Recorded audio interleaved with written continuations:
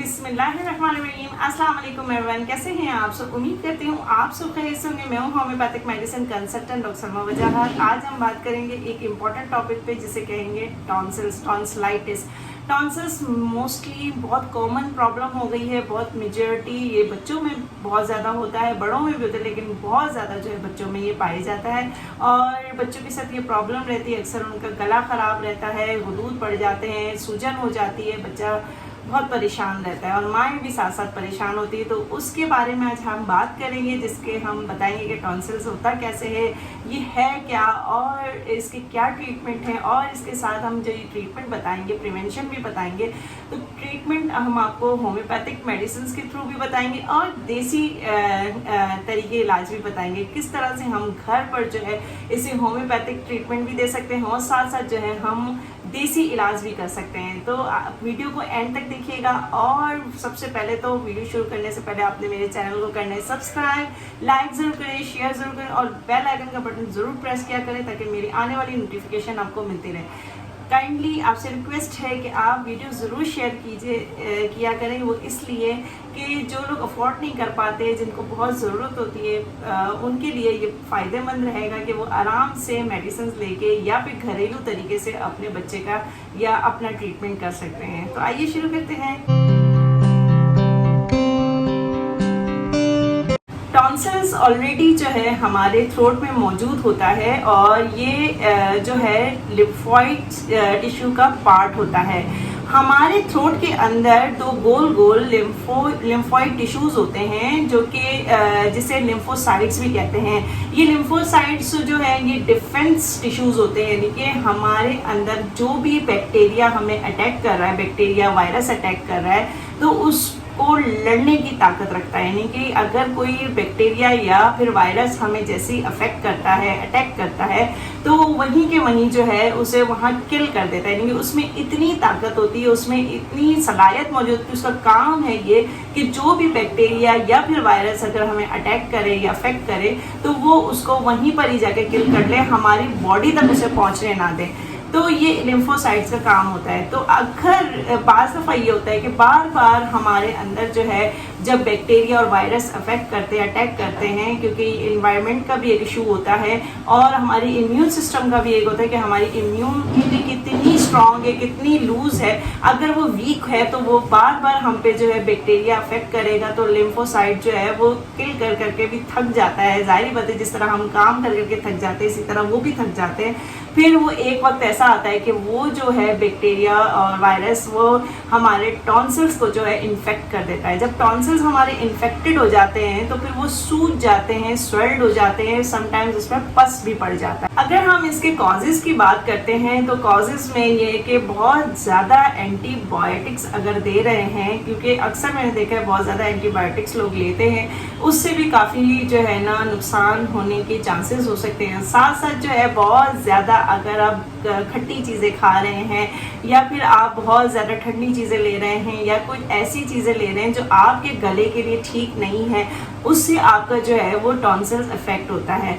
और डस्ट, जैसा कि अगर हम इन्वायरमेंट की बात करें, डस्टी एरिया है, स्मोक्ड है, बहुत ज़्यादा जो इससे एलर्जी है, तो उससे भी टॉन्सिल्स होने के चांसेस होते हैं, जो कि आपके जो है थ्रोट को इफ़ेक्ट करते हैं, आपके जो थ्रोट जो टॉन्सिल्स को स्वेल्ड कर देते हैं।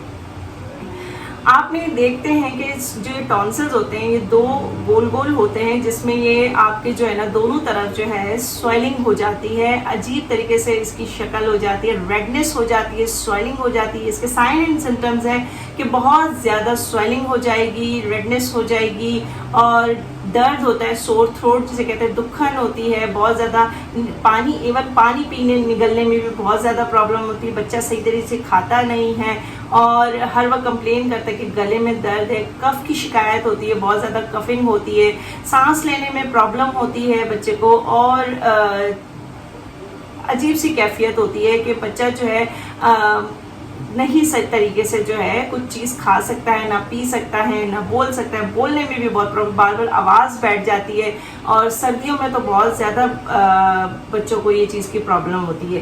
तो ये एक साइन एंड सिम्टम्स है। कॉजेज़ मैंने आपको बता दिए, साइन एंड सिम्टम्स बता दिए। अब हम आते हैं कि ऐसी कौन सा तरीका है जिससे इस चीज़ को हम ठीक कर सकें। तो ऐसे क्या ट्रीटमेंट हम लें जिससे ये प्रॉब्लम सॉल्व हो सके। देखिए, सबसे पहले तो अगर हम प्रिकॉशन की बात करें, प्रिवेंशन की बात करें, तो ऐसी चीज़ों से अवॉइड करें जिससे आपके थ्रोट को मज़ीद नुकसान पहुँचे। टॉन्सिलाइटिस हो गया। देखिए, टॉन्सिलाइटिस इसे कहते हैं जब टॉन्सिल्स के अंदर बहुत ज़्यादा सूजन आ जाए तो उसको टॉन्सिलाइटिस का नाम दिया जाता है। जहाँ पर TIS लाइटिस आ जाए, यानी कि वो चीज़ सूज हो गई है, इन्फ्लामेटेड हो गई है, सोजिशी कैफियत हो गई है उसके अंदर, और वो जो है रेडनेस, स्वेलिंग हो गई, सूजन हो गई, सोर थ्रोट हो गया, तो इट्स मीन कि वो टॉन्सिलाइटिस पे चला गया। तो उसको हमने किस तरह से प्रिवेंट करना है, किस तरह से उससे महफूज रहना है। तो सबसे पहले तो आपने ठंडा पानी बंद कर देना है। दूसरा ये कि आपने अवॉइड करना है बहुत ज़्यादा जो है खट्टी चीज़ों से, बहुत ज़्यादा स्पाइसी चीज़ों से, और बहुत ज़्यादा जो है ये रिफाइंड ऑयल वगैरह जो होते हैं, ये जंक फूड हो गया, और फिजी ड्रिंक्स, बहुत ज़्यादा प्रिजर्वेटिव आइटम्स जो होते हैं, जैसे प्रिजर्वेटिव ड्रिंक्स होती हैं, डब्बे वाले जो जूसेस होते हैं, उनसे अवॉइड करें।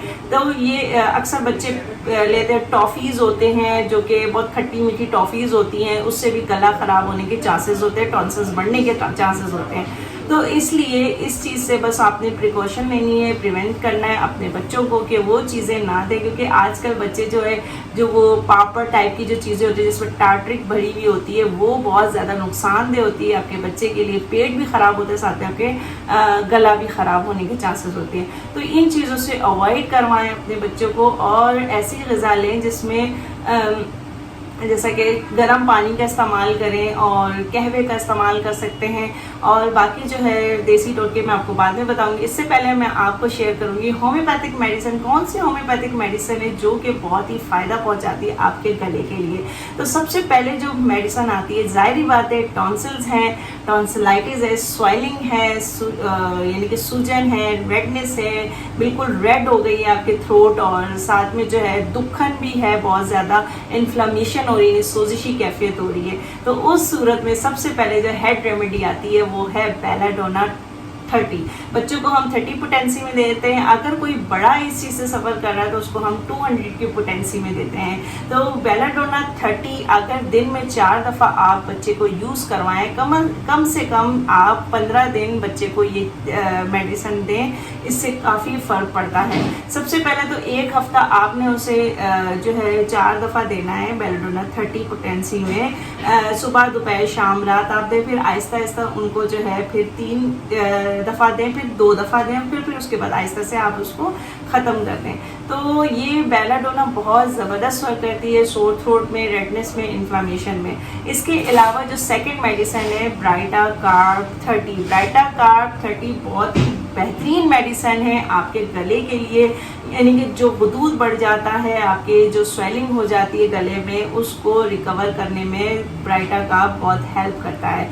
अगर बेलाडोना 30 प्लस ब्राइटा कार्ब 30 अगर आप देते हैं मिलाकर, यानी कि 3 ड्रॉप्स उसके, 3 ड्रॉप्स आप उसके देंगे, और तो वो अगर आप दिन में 3 दफ़ा दे रहे हैं तो वो बहुत ज़्यादा इफ़ेक्टिव मेडिसिन है। इतनी ज़बरदस्त मेडिसिन है, अगर आप ये बच्चे को 15 दिन से 1 महीना यूज़ करवाएं तो टॉन्सिल्स ख़त्म ही हो जाते हैं। यानी कि टॉन्सिल्स में जो स्वेलिंग है, टॉन्सिल्स नहीं ख़त्म हो रहे, टॉन्सिल्स तो ज़ाहिर बात है ऑलरेडी है, लेकिन टॉन्सिल्स के अंदर जो स्वेलिंग होती है वो अच्छी खासी ख़त्म हो जाती है। और अगर बहुत ज़्यादा क्रॉनिक कंडीशन है तो डॉक्टर से ज़रूर कंसल्ट करें। और इसके अलावा जो मेडिसिन क्योंकि जो आपकी जो थ्रोट है वो इन्फेक्टेड है, जब जहाँ पर इन्फेक्शन आता है तो वहाँ पर हम मेडिसिन दे देते हैं पायरोजीनियम 30।